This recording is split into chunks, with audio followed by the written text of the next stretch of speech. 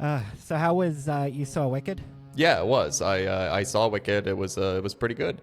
Have you I seen the really musical? No, I haven't. Okay. This was my first time watching it, so Well, that's a good sign because I think it's you're gonna have your hardcore fans that are gonna love it either way. You're gonna have your hardcore fans that are gonna hate it, and then you have people who are getting introduced to the story and everything for the first time, and it's clever.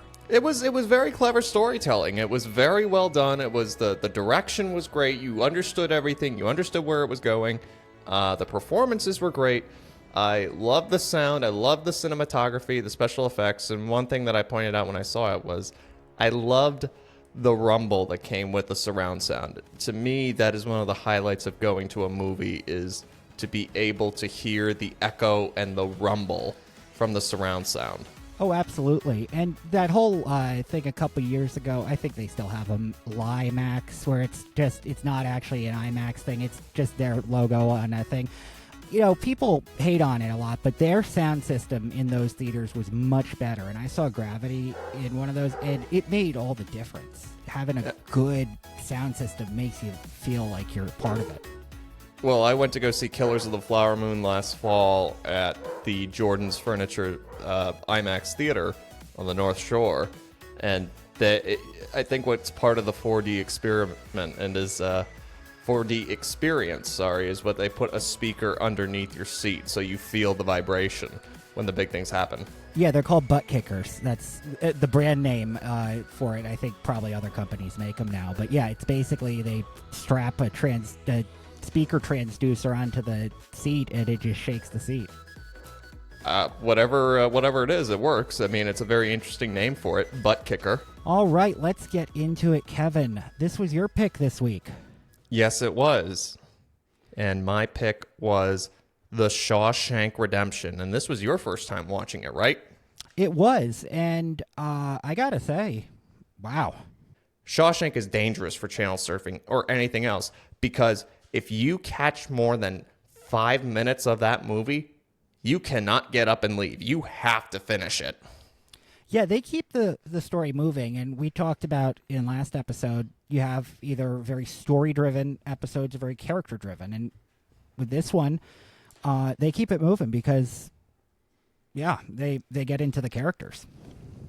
Well, it's not just the characters, it's also the narration, so it's Morgan Freeman narrating it. I mean, I think this is the movie that launched his reputation as a narrator. Yeah, if you're going to put Morgan Freeman in a movie and have a narrator, that narrator has to be Morgan Freeman. There's no way around that. As opposed to the warden in this movie, would the warden be narrating? No. As a little surprise? I don't think it would. I don't think it would be as great. Either that or it would go in a totally different direction where the warden would be misunderstood and saying, no, I'm the hero. I've been, libeled. I've been slandered. Let me tell you the truth about why I was funneling all this money. It was for doing God's will, like any other televangelist. So let's get down to the basics of The Shawshank Redemption. So this was released September 23rd, 1994.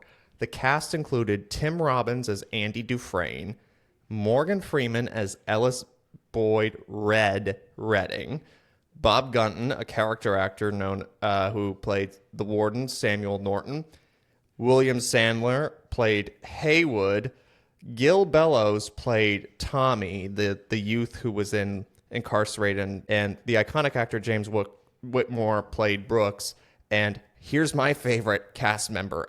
We've already talked about this.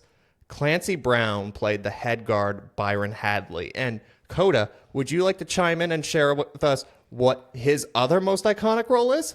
All right, so I am the resident SpongeBob referencer, and this one actually is a direct connection. Clancy Brown voices Mr. Krabs. Yes, indeed he does. And it makes you really think about what would happen if Mr. Krabs was reading these lines. Oh, I mean, it would be... If I so much as hear a mouse fart in here, I swear by God and Sonny Jesus, you'll all visit the infirmary.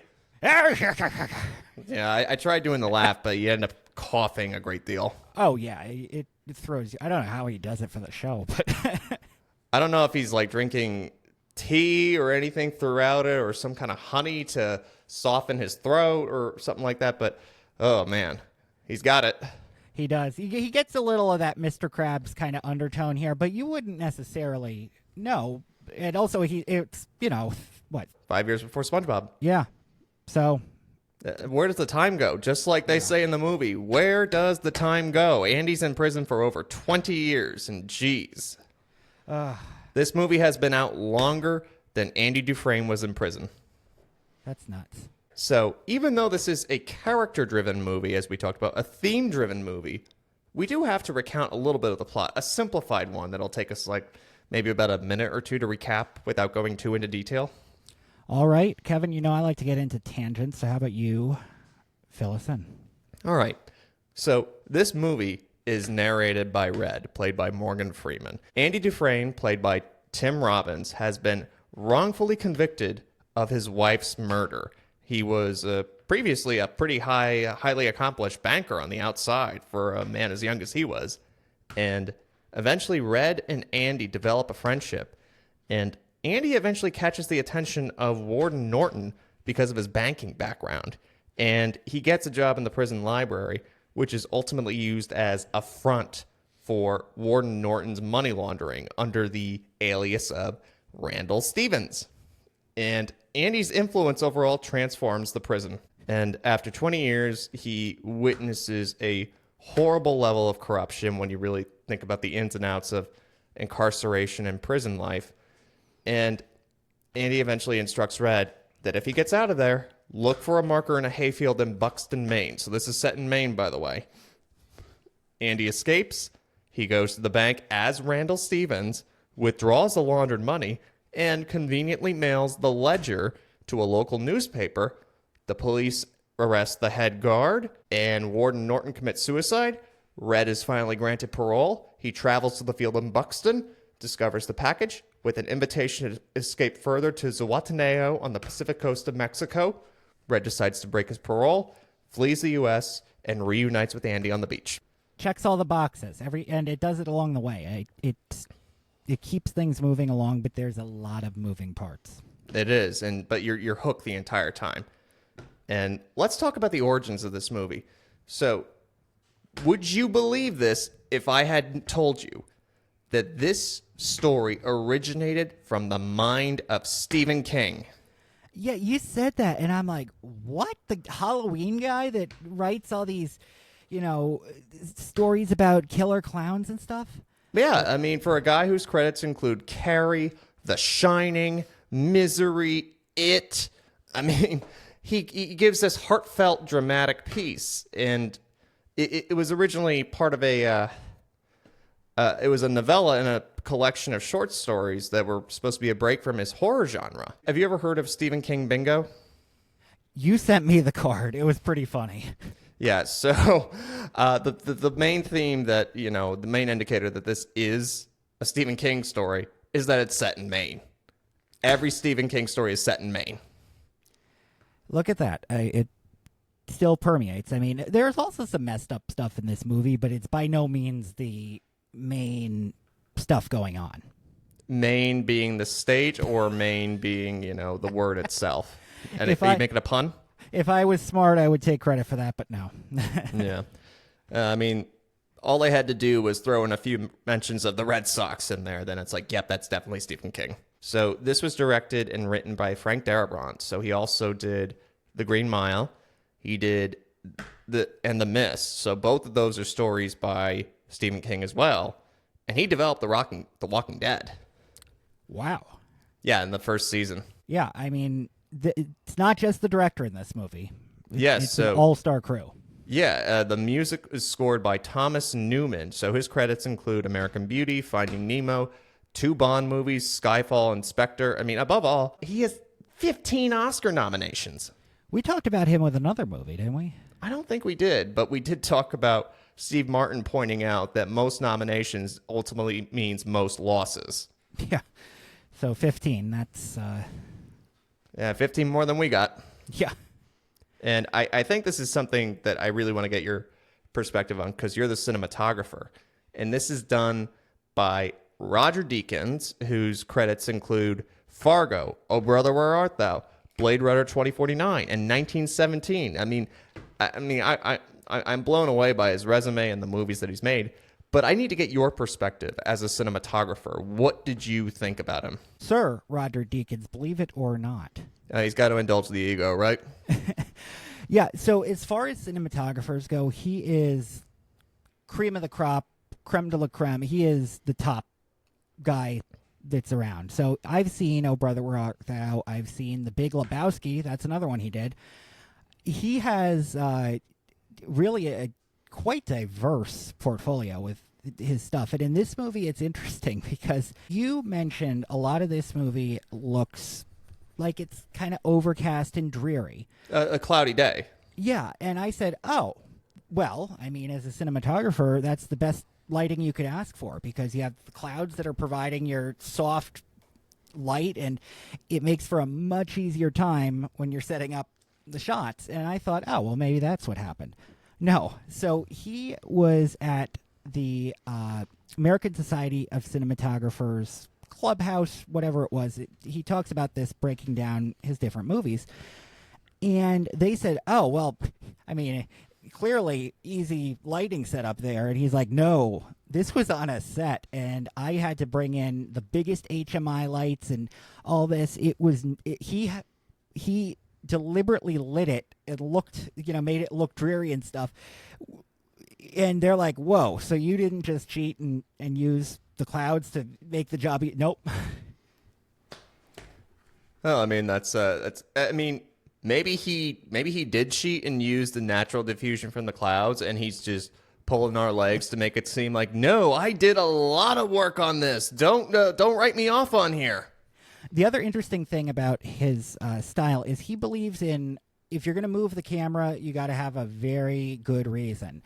And in this movie, you see that a couple times, especially that scene we're going to get to a little later in the library. Yeah, but there are plenty of moving shots throughout the movie that you think of. The one for me is right when Hadley is about to throw Andy off the roof, when Andy demonstrates his banking expertise. There's the whole... there's a high angle shot that eventually moves back down to the main level. Yeah, that's a great example because it's an example of you have a very highly escalated situation and you have to de-escalate it. And you got to. What better way to do it than indicating, literally, okay, this is how high up you are and you're going to fall, and then he brings it back down to their level. Yeah, deliberate and really helps the audience follow what's going on. Yeah, so not just the narration by Morgan Freeman. Morgan Freeman's narration you'll listen to anything. You will listen about the daily lives of ants in an ant colony. He could make it interesting, but throw in this fantastic cinematography and you're hooked even further with such a great story. It's like, if there was a food commercial and he was just reading the nutrition facts on it, and then you had some of these beautiful slow-mo shots of the food and everything. That would be reserved for a Super Bowl commercial. I mean, I don't think you could get Morgan Freeman doing a breakfast cereal commercial with that production value. Probably not. I mean, breakfast cereal during a Super Bowl ad. I mean, that'd be quite an ad. Better be a pretty good cereal. Okay, so why don't we just get into the characters? At least 1, 2, 3, 4. I think there are 4 main ones that we really have to work on. So, or at least elaborate on. So there's the main character, Andy Dufresne, played by Tim Robbins. And Andy's the new assistant to the fashion editor of Runway magazine, right? Oh, damn it, Coda. That was the movie we did last week. I picked the last movie, I guess, but you picked this one, and the main character is also named Andy. Well, wouldn't it be very interesting if Anne Hathaway's Andy was in this movie? It's like Orange is the New Black remake. Oh, yeah. So I'll never forget this description of him. I heard it well over a decade ago, in that he is a Christ-like messianic figure in which he enters into this community and ultimately improves everything around him. I'll never forget, I had to take notes about Red's description of him, saying he had a quiet way about him, a walk and a talk that just wasn't normal around here. He strolled like a man in the park without a care or worry in the world, like he had on an invisible coat that would shield him from this place. Yeah, he really sums it up. It's every time Andy starts getting involved in a situation, somebody's life has improved. Yeah. And then we have Red, so he's our narrator.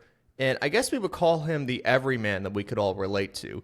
Because as innocent as Andy is, because, everybody in Shawshank is innocent except for Red. Red remarks that he's the only guilty man in Shawshank. We can't relate to Andy. Andy's too brilliant for us. He understands more than any of us do. He's what we would call a polymath. Like, he's versed in science, law, humanities. I mean, far more than any of us would ever be. But Red is an everyman that we can relate to. Red seems like the kind of guy you'd go and have a beer with. Well, I mean, you would have to have a beer with him because he's a smuggler. You want to get on his good side. He gets you what you want. And the other character we have to go into is Warden Samuel Norton, who I think is the perfect personification of a hypocrite. I mean, right from the get-go, when you meet him at the prison, he leads off by admonishing the newly arrived prisoners, no blasphemy, and I believe in two things, discipline and the Bible. Here you will receive both. But he leads probably one of the most unchristian life any self-professed Christian can.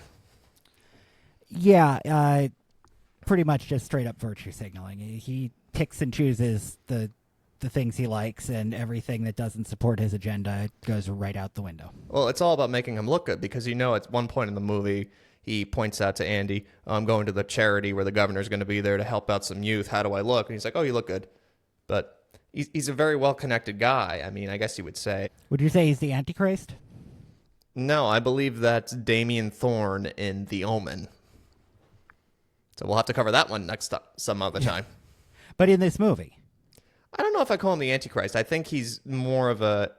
We're going to get into this later about the spiritual themes in this movie. I mean, he is like a Pharisee. The Pharisees were the guys, they were the legal scholars in the days. They knew scripture backwards and forwards, but they did not apply it to every day in their lives. They were just interested in using it as a way to advance themselves. Interesting.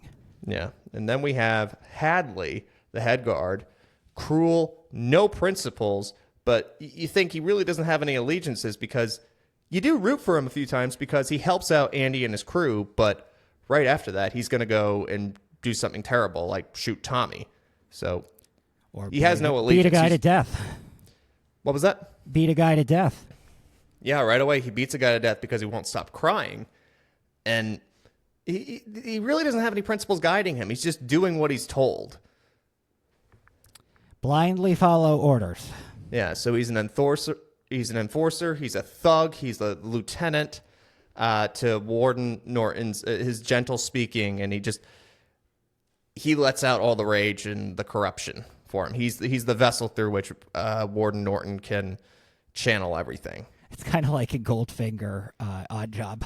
Yeah, he is. He is basically a henchman to him. Yeah, and I don't know about you, but you do experience a full-on catharsis with him because first you hate him, then you like him, and then you hate him again. And when he gets arrested in the end of the movie, he cries like a baby, and you get a little bit of joy out of that. Yeah, and we'll talk about catharsis with some other stuff in this movie because that's a common thing. And a lot of some of these philosophers at the time when they were talking about how to tell a story, catharsis was a big part of really what you had to accomplish. That's the one task you have as a storyteller. Well, because you've got everyone invested from an emotional perspective, and you have to give them some kind of resolution. You have to make it say, all right, I felt terrible for such a long time, but they made it worth it with the way they resolved everything. Absolutely. Yeah. I think we should go into also, there are a lot of spiritual themes in this movie. And what I think of is, overall the prison metaphor, because we're all in prison in some way. We have created something that's some barriers that are keeping us up, whether it be for a way to protect ourselves or it's all ultimately a way to protect yourself in the end. Nobody willfully enters prison, but we have set up our own little guards and barriers to make sure that we don't get hurt in some way and we can keep other people out. Yeah, and it's interesting because when Andy goes in, he kind of is like, well, this is the situation now. Let's make the best of it. I really love when he first arrives in the prison. The first, the shot that transitions between him entering the prison and meeting Warden Norton. It was this low angle shot that's moving, and it goes all the way until the towering heights of the prison cuts to black through that. I mean, it really had me thinking. I don't know if you ever had to read Dante's poetry, but at the Inferno, at the gates of hell, it says, "Abandon all hope, ye who enter here." You remember after the gentleman that Hadley beats to death, he's actually credited as Fat Ass. I mean, you saw that, right? Yeah, so Kevin, you text me and ask if I knew that was the guy's name. I'm like, what? This isn't Monty Python. This isn't some satirical movie. That's actually what it says in the credits. Yeah, I dare you guys, go look this up. He tries to dignify the man. He asks everyone, does anybody know his name? And Haywood admonishes him and basically says it doesn't matter. He's living in this nihilistic world where there's nothing that matters there. No matter how well intended you were, it's like it doesn't matter. He's dead. There's a lot of mysticism thrown throughout it, and like these religious mysticisms through Christianity. We mentioned it earlier. Andy is a messianic figure in that he enters this creation and he starts to impact everything around it. And like one of the first real examples is the tarring of the roof. That's supposed to be a recreation of Da Vinci's Last Supper because there are 12 prisoners up there doing everything. And when he obtains beers for everyone, he doesn't indulge in it at all. He lets everybody else enjoy it. And Red says he spent that break hunkered in the shade, a strange little smile on his face, watching us drink his beer and remarking that, they were lords of all creation over there. Yeah. They felt free. I can totally see that parallel. Yeah, and there's also the whole aspect that Andy is innocent, but he's been condemned, just like Christ was. And I keep thinking of the savage beatings that he endured is the equivalent of the Passion right there, the crucifixion narrative. Yeah. And one of my favorite moments is the Marriage of Figaro playing over the loudspeakers, in which Red comments that nobody knew what those women were singing, but everybody felt free. And you also see a shot in the infirmary, the sick rise from their beds. Yeah, and that scene was such an interesting one for me because it's like his sick thrill is just playing the music over the loudspeaker because it might, make people feel a little better, and he suffers for it. He gets sent to solitary. And then there's Zihuatanejo, which is used as like a kind of a metaphor for heaven on the Pacific coast of Mexico. And as he says, the Mexicans say that it has no memory. And it's introduced in the movie only after Andy admits he feels some sort of guilt for his wife's death. Even though he didn't shoot her, he's like, well, I didn't love her properly, and I drove her away. And Red's only able to get there after realizing he can't atone for his sins. That's when he gets let out of prison, is when he's like, yeah, who cares? I can't change what I did. Yeah, it's the first two times in his parole hearing, it's the same exact things that he's saying. I'm a changed man, all this, and he's just laying it on. And the last time he's like, you know what? I did it. Let's move on. Well, I loved that as a way as a marker for telling the story and progressing through the story, because the first time you see him is when he's like, oh yeah, I've totally changed. I'm good. Can you please let me go? Halfway through the movie, he's like, oh yeah, he's toning it back a little more, but he's still asking, can you let me out? But by the end, how he's just like, I can't undo what I've done. And to think that I feel rehabilitated is just bullshit. So he's like, I don't care. Yeah, and it's interesting because they use that to show kind of the passage of time, too. Yeah, over the course of 20 years of the movie. And what I also thought was so cool was this movie marks the passage of time through dialogue, not through any other events. Like, you'll hear Red say, oh, I think the first 2 years were really rough on Andy. And then he marks, around the time Kennedy was shot. Yeah. And right over here, we also have the warden being the hypocritical Pharisee. Like I said, he knows scripture backwards and forwards, but he doesn't apply it to his life. And I was reading this on Wikipedia because all the best information in the world is on Wikipedia. His favorite scripture passage is, I am the light of the world. And you think of him saying, oh, he's quoting Jesus. People are pointing out, he's ironically Lucifer, who was the bearer of light. And he selectively enforces the rules, like you were pointing out. He makes himself a god, which was the root cause of the original sin of eating from the tree of knowledge, was, I will decide for myself. I will take the place of God. Yeah, it's an interesting way to kind of weaponize what people kind of go to for salvation, and that if it can advance this guy's agenda, he's going to use it. Yeah. I love also the detail that he hides his corrupt books behind his wife's hand-stitched sign that she made in her church group. And I love also when his first full conversation with Andy, he asks Andy when he's reading the Bible, what's your favorite passage? And Andy says, ye not know when the master of the house cometh, warning of God's eventual judgment. Wow. Yeah. But it's not just Christianity that's confined to. There's also a sort of Nietzschean style to it, like Zarathustra, the title character. Did you ever have to cover Nietzsche's book, Thus Spoke Zarathustra? Not specifically, but yes, Nietzsche is quite a character. I wasn't won over really by his arguments or what he was trying to persuade me of. I wasn't persuaded by it, but I was always captivated by his style as a writer.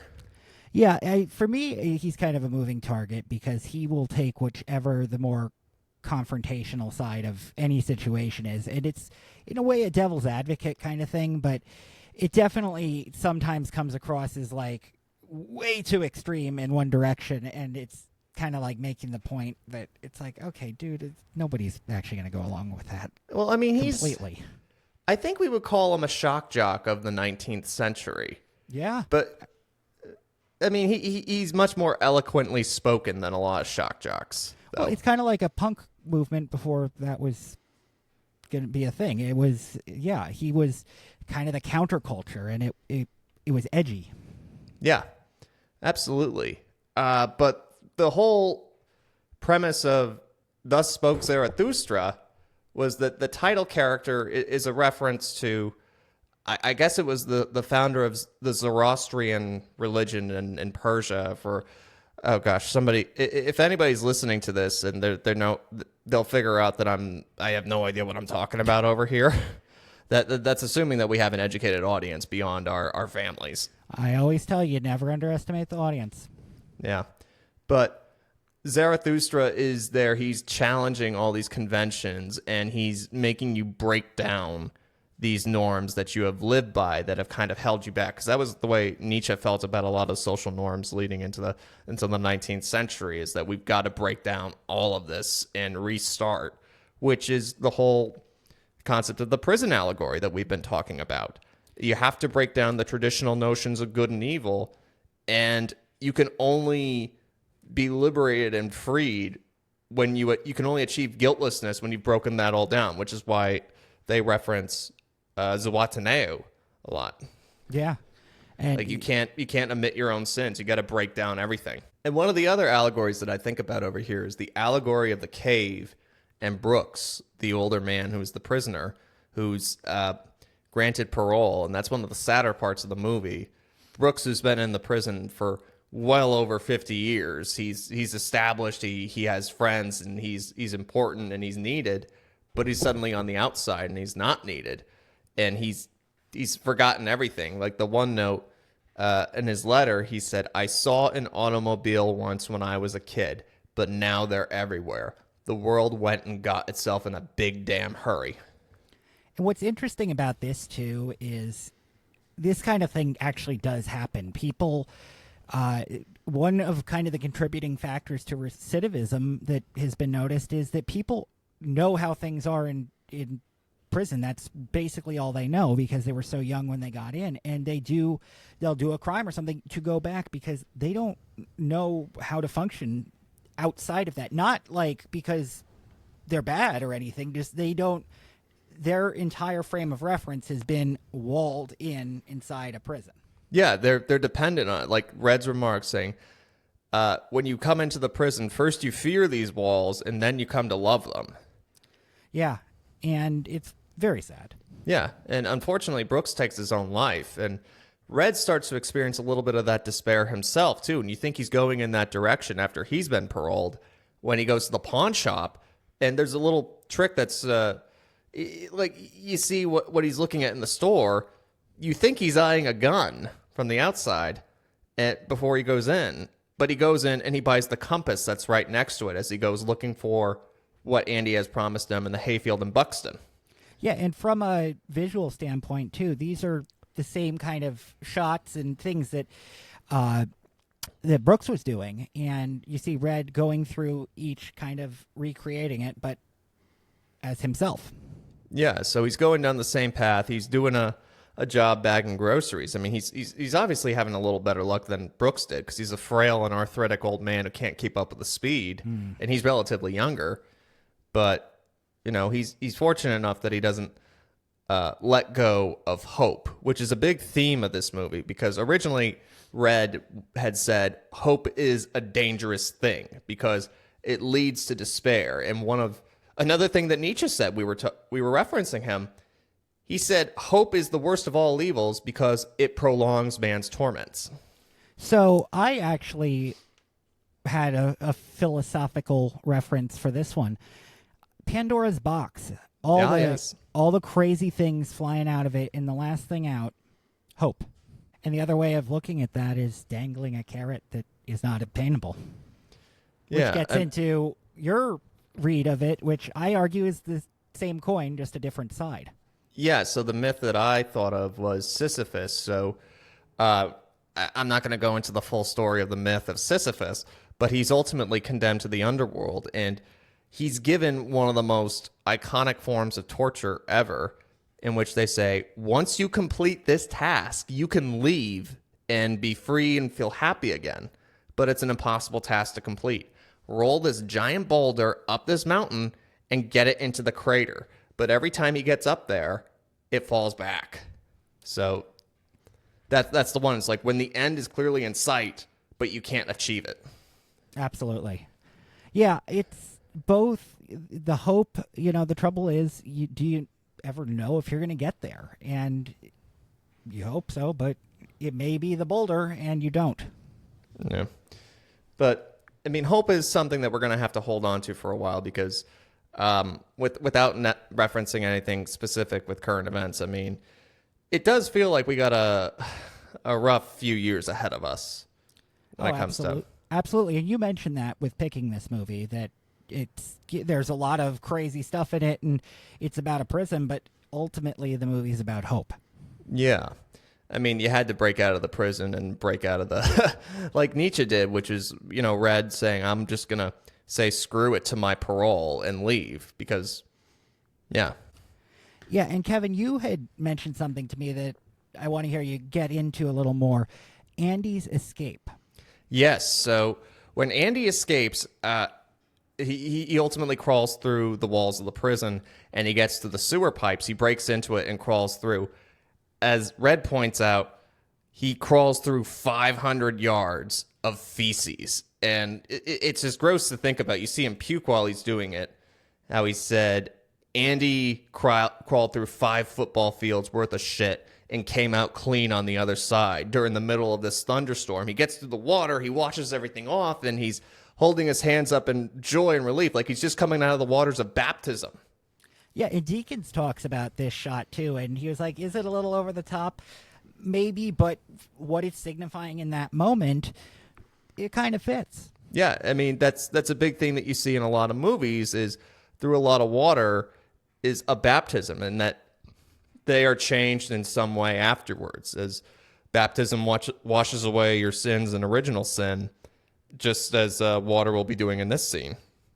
The only way out of his condemnation is through it, ultimately. He realizes in the end, if I want to get out of here, I got to play along with the warden, and I got to cooperate with him. In the end, like how Andy talked about, that on the outside, he was squeaky clean. He had to go to prison to learn how to be a crook. And he ultimately achieved his true freedom because of his wrongful convictions. He gets to reach paradise in the end with Red. Yeah, because as you said, he still has to reconcile with the fact that he didn't feel like he was a good enough husband to his wife, and that's really his burden to bear throughout all of this. Yeah, I mean, he didn't pull the trigger, but his lack of love for her led her to seek another man, which led to wrong place, wrong time. She ends up dead, and he ends up framed for the murder. Yeah. And that he can ultimately achieve a true happiness that he never was able to achieve. Like, yeah, he's got a great career as a banker over there, but is he truly happy? Coda, this was your first time watching this movie, and it obviously made a good impression on you. I'm guessing you would recommend it to somebody else, or am I right? I would, absolutely. I think that it's nice because that it's very easy to digest, because that every box gets checked and it doesn't leave them all unchecked until the very end, which I personally like, and I think people could get a lot out of this movie, whether it's looking at it from a philosophical standpoint or just it's shot well and use it as a case study for that. Yeah, I agree. Every time you watch this movie, I mean, I always say don't watch it too much, because then you kind of get used to it, because every time you watch it, it has to be an experience. You have to feel renewed in some way. Yeah, absolutely. All right. So this was my pick. So, Coda, you have a movie pick coming up. So do you have anything appropriately themed for this time of year? Well, I was thinking we could get into White Christmas. Ah, yes, because I still haven't seen that. I know that Bing Crosby's in it. So why are you recommending White Christmas, besides the fact that it's December? Like any movie we discuss on here, I think it's important for there to have, be some merit. And it's a nice way of, telling a story that, yes, it's at Christmas time, but it's also about some of the themes within Christmas, caring for other people and looking to the positives. And I think this movie does a very nice job. It's also got some great music in it. And it's also the cinematography. It's pretty interesting because it was shot on VistaVision, which was kind of the IMAX of its time. Oh, yes. Well, I'll definitely be looking forward to your take on that as we discuss our next episode. Well, I think that does it for this week, so join us next time on Moviehouse Mystics. I'm Kevin Gainey. And I'm Coda Yule. Moviehouse